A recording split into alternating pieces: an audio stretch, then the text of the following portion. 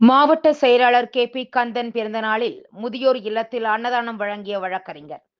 சென்னை புறநகர் மாவட்ட கழக செயலாளர் முன்னாள் சட்டமன்ற உறுப்பினர் கே.பி. கந்தன் பிறந்த நாளையொட்டி சென்னை புறநகர் மாவட்ட வழக்கறிஞர் பிரிவு செயலாளர் ஜெயபிரஷ் நேவ் முதியோர்களுக்கு அன்னதானம் வழங்கி கேக் வெட்டி கொண்டாடினார்.